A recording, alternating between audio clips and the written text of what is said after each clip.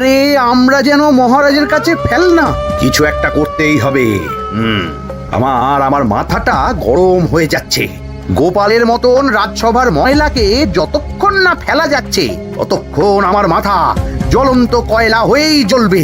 পণ্ডিত মশাইয়ের মাথায় একটা বুদ্ধি আছে মন্ত্রী মশাই। আপনি যদি সেই অনুযায়ী উঁচির কাজ করেন তাহলে বেটা গোপালের কপালে দুর্গতির সীমা থাকবে না। এই কি বুদ্ধি, কি বুদ্ধি? আপনি বরং এই ব্যাপারে পণ্ডিত মশাইয়ের সাথে একবার আলোচনা করে নিন। আমি চলি, কেমন? আমি চলি। হ্যাঁ হ্যাঁ, এসো এসো এসো এসো।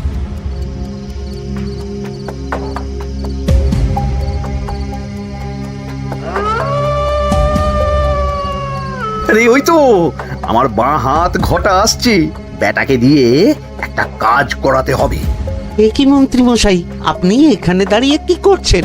এই একটা গুরুত্বপূর্ণ ব্যাপারে কথা বলছিলাম। একটা কাজ করতে পারবি? কি কাজ করতে হবে বলুন মন্ত্রী মশাই। আমাকে একটু ঠান্ডা জল, পাতিলেবু আর পুদিনার পাতা দিয়ে শরবত বানিয়ে খাওয়াতে পারবি? সেসব আমার ঘরে ব্যবস্থা করাই আছে। চলুন চলুন, আমার সাথে চলুন। হ্যাঁ হ্যাঁ, চল চল চল চল চল।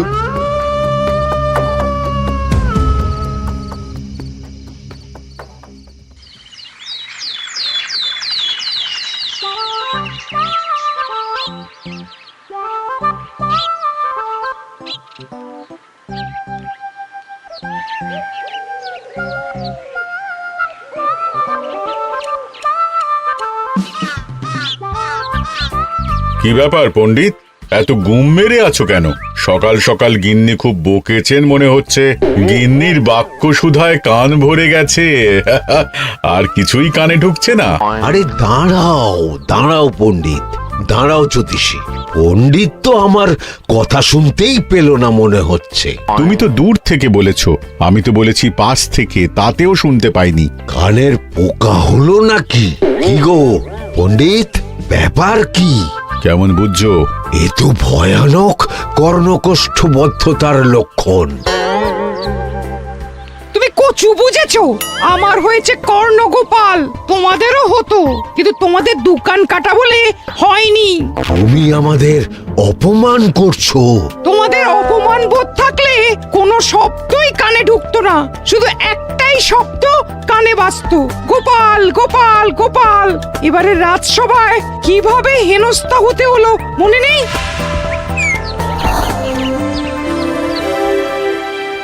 মহারাজ, একটা ভিক্ষা আছে। ভিক্ষার জন্য কৃষ্ণনগরের রাস্তাই সবচেয়ে উপযুক্ত জায়গা গোপাল, তুমি বরং সেখানেই যাও। মন্ত্রী, মন্ত্রী মশাই ঠিকই বলেছেন মহারাজ। যে যার নিজের জায়গা থেকে কথা বলে। কুকুর বলে ভৌ ভৌ, বেড়াল বলে মিউ মিউ, কাক বলে কা কা। মন্ত্রীর ভিক্ষার জায়গা কৃষ্ণনগরের রাস্তা, আর গোপালের ভিক্ষার জায়গা মহারাজ কৃষ্ণচন্দ্রের দুয়ার। বলো কি ভিক্ষা? বাড়িতে পুজো আছে মহারাজ, খরচা অনেক, কিছু ঋণ আবশ্যক। যদি 100 মোহর। ঋণ তোমাকে আমি দিতে পারবো না গোপাল। পুজো উপলক্ষে তোমাকে আমি 100 মোহর দিলাম। মহারাজ, আমিও ঠিক এই কথাটাই বলতে যাচ্ছিলাম। আমরাও তাহলে বাড়িতে পুজো করব। পুজোর জন্য আমাদের অনেক খরচ, তাই যদি... অবশ্যই অবশ্যই, কত ঋণের প্রয়োজন খাজাঞ্চির কাছ থেকে নিয়ে নিও, সুদটা আমি মাফ করে দিলাম। মহারাজ, গোপালকে দান আর আমাদের ঋণ? হ্যাঁ, কারণ তোমরা নিজেরা খাবে, কিন্তু গোপাল অন্যদের খাওয়াবে। গোপালের মতো মানুষের সঙ্গে থাকাই হলো রাজধর্ম। কিন্তু তাছাড়াও তোমরা হলে 80 যাই বেতন পাই দলের লোক।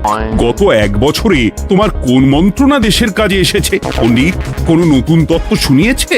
জ্যোতিষী কোনো অমোঘ ভবিষ্যৎবাণী করেছে? আর বৈদ্য 3 বছর ধরে আমার হাঁটুর ব্যথা সারাতে পারেনি। কিন্তু গোপাল, গোপালের ভাঁড়ে হাস্যরসের কখনো অভাব হয়নি। মনে আছে? আছে। কিন্তু করার তো কিছু নেই। আছে। কিছু ভেবেছো নাকি পণ্ডিত? তোমাদের মনে আছে মহারাজ মোহর দেওয়ার পর গোপাল সেদিন বলেছিল, কি গোপাল, খুশি তো? মহারাজ, আপনি আমাকে এক মুঠো ধুলো দিলেও আমি খুশি। সেই ধুলো মুঠোই আমি সোনা মুঠো করে ফেলবো। মনে নেই আবার? একটু ঝেড়ে কাশো তো দেখি পণ্ডিত, কি ভেবেছো? যা হবে দেখতেই পাবে।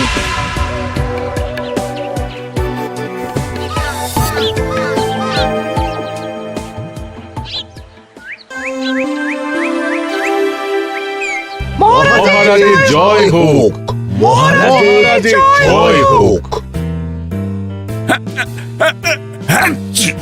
ওরে বাবা, এই যে সকাল সকাল চান করে ঠান্ডা লেগে গেল মনে হচ্ছে।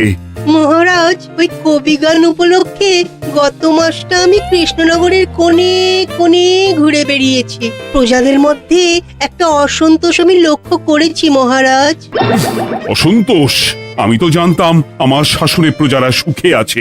সুখে তারা ভাসছে মহারাজ, কিন্তু একটাই অসুখ, তারা মহারাজের দর্শন পায় না। তারা মহারাজের পদধূলির জন্য আকুল হয়ে আছে, মহারাজের দর্শন পাওয়ার জন্য চাতকের মতো অপেক্ষা করছে।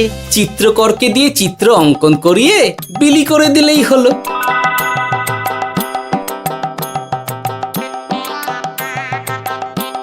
খুব ধুলো হয়েছে মহারাজ, কিন্তু এত ধুলো। কালকের ঝড়ে ঢুকেছে। ঝাড়ুদার,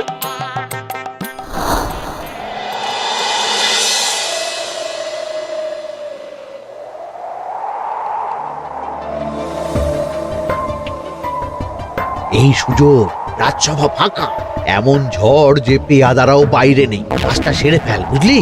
কিরে, কাজটা কর।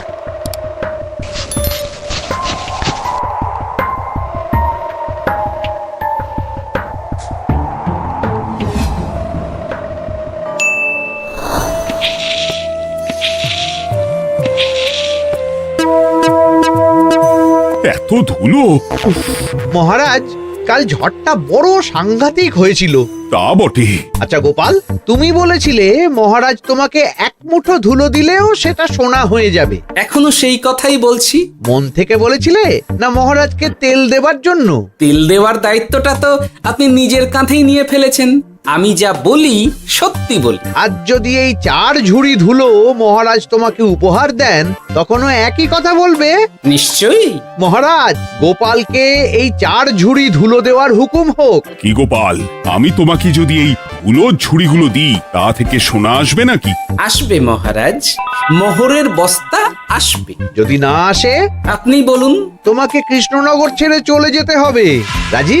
আর যদি আমি পারি, তাহলে আপনাকে এই মন্ত্রীর চাকরি ছেড়ে দিতে হবে। কি রাজি? কি মন্ত্রী, রাজি? রাজি। গোপাল? রাজি মহারাজ। আচ্ছা, আর কেউ মন্ত্রীর পক্ষে বাজি ধরেছেন নাকি? হ্যাঁ, আমি আমি আমি ও গোপাল এবার যে মরণ কুয়োতে ঝাঁপিয়েছে, সেখান থেকে আর উঠে আসতে পারবে না। ধুলো থেকে মোহরের বস্তা আসবে, এ হচ্ছে গোপালের উন্মাদ রোগের শুরু। দেমাক দেমাক, মহারাজের পিঠ চাপড়ানি পেয়ে পেয়ে গোপাল ভেবেছে যে ও সব কিছু করতে পারে।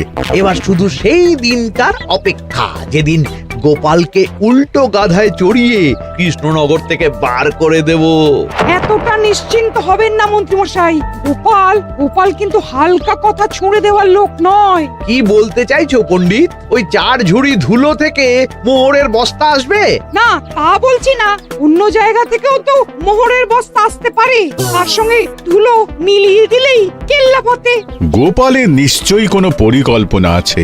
গোপালের সব পরিকল্পনার গোড়া মেরে রেখে দিয়েছি পণ্ডিত। ঘটা আছে গোপালের পেছনে, আর ঘটা আছে গোপালের বাড়ির পাহারা। লুকিয়ে কিচ্ছু করতে পারবে না। আরে ওই তো বটা আসছে। বেল্লিক, উল্লুক, তোকে আমি জল বিছুটি দেওয়াবো। গোপালকে ছেড়ে চলে এসেছিস কেন? ছেড়ে আসবো কেন মন্ত্রী মশাই? গোপালকে ওর বাড়ির সামনে ছেড়ে এসেছি। ওখানে তো ঘটা আছে। ও বড্ড ঘুরিয়েছে বেটা। কোথায় কোথায় গিয়েছিল গোপাল?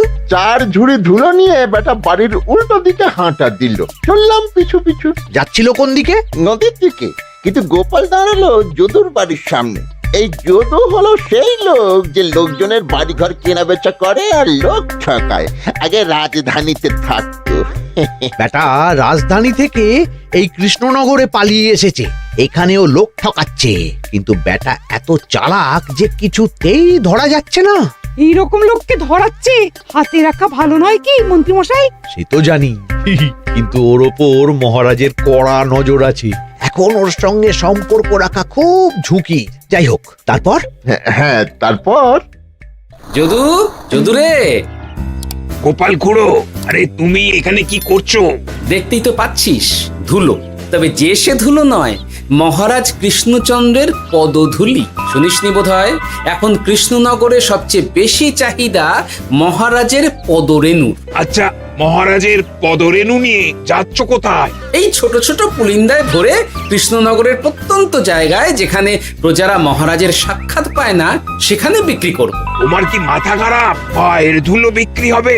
ওরে, গতবারে মাত্র 1 ঝুড়ি ধুলো 1000 মোহরে বিক্রি করেছিলাম, এবারে 4 ঝুড়ি। শোনো, তুমি আবার ঘুরে ঘুরে বিক্রি করবে কেন? তোমাকে আমি বরং 10 মোহর দিয়ে দিচ্ছি, তুমি আমাকে এগুলো দিয়ে দাও, আর বিক্রি করে যা হবে তোমাকে এই 40 ভাগ দিয়ে দেবো। ওই 10 মোহরে বদমাস যদুকে ধুলো বেচে গোপাল বাড়ির দিকে চললো। বাড়ির সামনে অব্দি পেছনে পেছনে গিয়ে তারপরে এই আপনাদের কাছে আসছি। বলিস কি রে, ধুলো বেচে 10 মোহর? ও মন্ত্রী মশাই, গোপাল তো একেবারে নাড়ি ধরে টান মেরেছে। গেল রাজসভায় এমন সুখের চাকরিটি গেল, এবার আবার রাস্তার ধারে গিয়েই বসতে হবে। এবার নবাবের দরবারে জায়গা আছে কিনা খোঁজ করি গিয়ে। ধ্যাত্তেরি, 10 মোহর আর 1 বস্তা মোহরের মাঝখানে অনেক রাস্তা, সেই রাস্তায় আমি লোক বসিয়ে রাখবো। আরে আরে, ওই তো তোমার ঘটা আসছে। এই, তুই গোপালের ঘরের পাহারা ছেড়ে এলি কেন? গোপাল নেই নেই নেই নেই নেই নেই।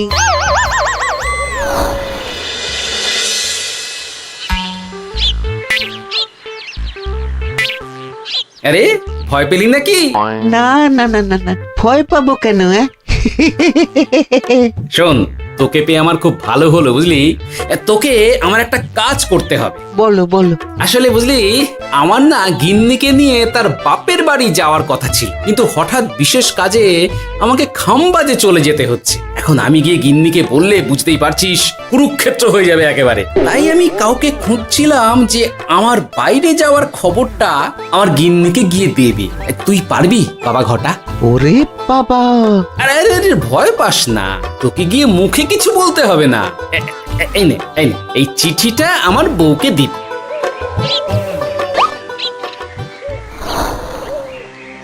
কৃষ্ণনগর ছেড়ে চুপি চুপি চলে যাচ্ছে, চালাকিটা দেখেছেন? ওসব চালাকি আমি তুড়ি মেরে উড়িয়ে দেব। কি করবেন? চারিদিকে আমি অশ্বারোহী গুপ্তচর পাঠাচ্ছি, গোপালকে কোনো চালাকি করতে দেব না।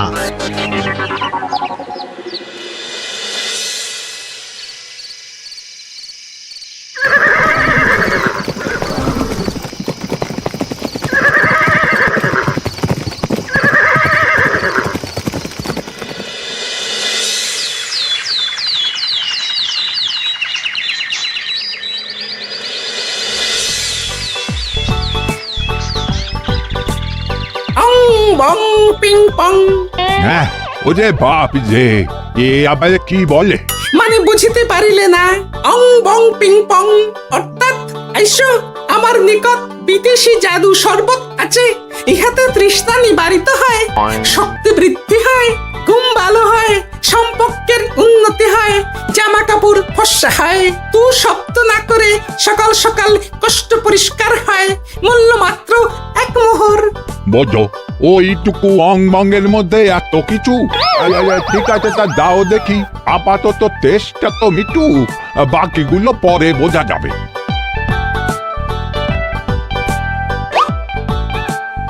আহা, বড় ভালো খেতে তো। ঠং ঠং অর্থাৎ শক্তি বৃদ্ধি হলো। হ্যাঁ, মনে হচ্ছে গায়ে যেন 2 গুণ বল পাচ্ছি। কি হয়েছে ভাই? এ কে? এ ভিন দেশ থেকে জাদু শরবত নিয়ে এসেছে গো। জাদু শরবত ভিনদেশ? একেবারে বহু ভুজা শরবত। খেলে তেষ্টা যাবে, গায়ে জোর হবে, ঘুম হবে, সম্পর্ক ভালো হবে, জামা কাপড় ফর্সা হবে, সকালে হ্রাস করে পেটও পরিষ্কার হবে। সে কি? দাও গো ভাই, আমাকেও দাও। গুড় জল, সঙ্গে একটু ভাজা মশলা, আমচুর আর বিট নুন, শুদ্ধ দেশি জিনিস, জানলে কেউ ছুঁয়েও দেখতো না। কিন্তু একটু বিদেশি গন্ধ দিতেই একেবারে হট্ট মেলা। আরে তোমরাও এসেছো দেখছি। সং সং শঙ্কা, লং লং লঙ্কা। মানে অর্থাৎ এই শরবত খেলে আর শঙ্কা নাই, বুদ্ধি লঙ্কার মতন ঝাল হয়ে যাবে। তারপর ডং ডং ডঙ্কা, টং টং টঙ্কা, ফাইন ফাইন, অর্থাৎ টাকা আসবে আমার কাছে।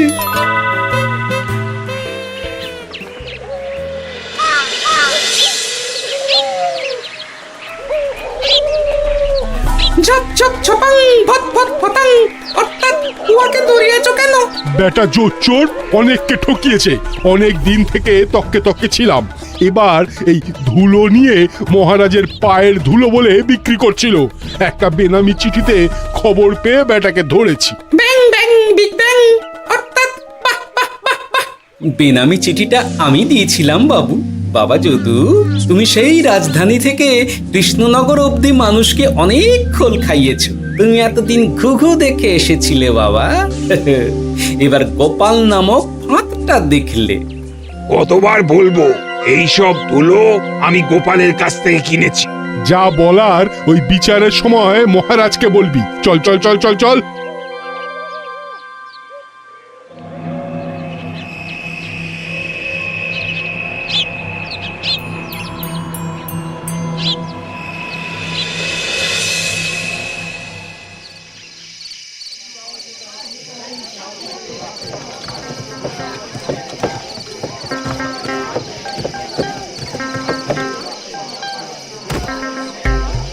ঝন্টু মন্টু ননাঙ্কু।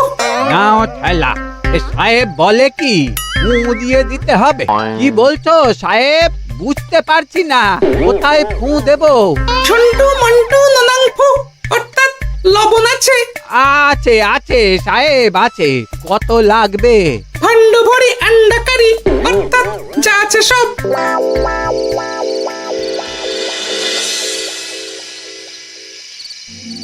ব্যাস, মোটামুটি আশেপাশে সব দোকানের নুন এখন আমার জিম্মায়। এবার আসল মজা শুরু হবে।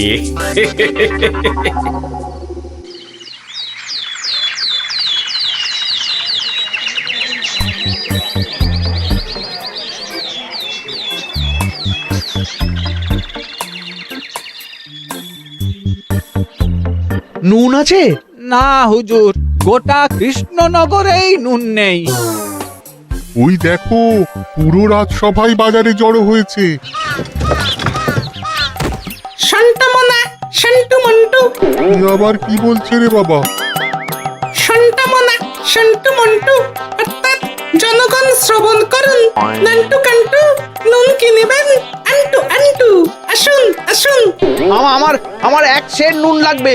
শান্টু, অবশ্যই 100 লবণ 10 মোহর।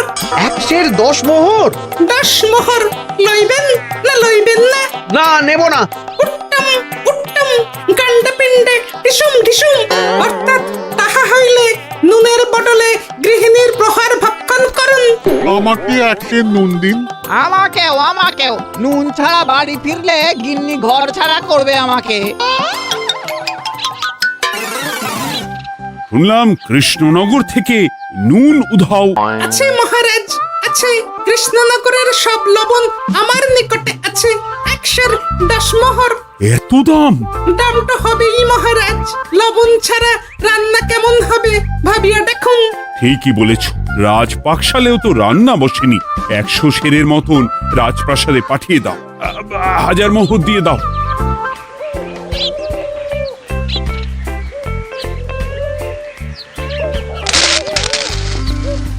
ব্যাস, এক বস্তা মোহর হয়ে গেছে। গোপাল? হ্যাঁ মহারাজ, গোপাল, যে 4 ঝুড়ি ধুলো থেকে এক বস্তা মোহর রোজগার করেছে। ইয়া বাত! চলো রাজসভায়, পুরো গল্পটা শুনতে হবে। সকলেই এসো তাহলে রাজসভায়। কিন্তু মহারাজ, যারা বাজি হারলো তাদের তো চাকরি গেছে, তো তারা রাজসভায় যাবে কি করে? ঠিক ঠিক ঠিক বলেছ। আর যারা বাজি হারলো তারা বাদ, বাকিরা চলো। এই সেরেছে, গোপাল তো আবার বাজি মেরে দিল। ও মহারাজ, আমাদের দেখুন। ও মহারাজ, আমাদের দেখুন। ও মহারাজ।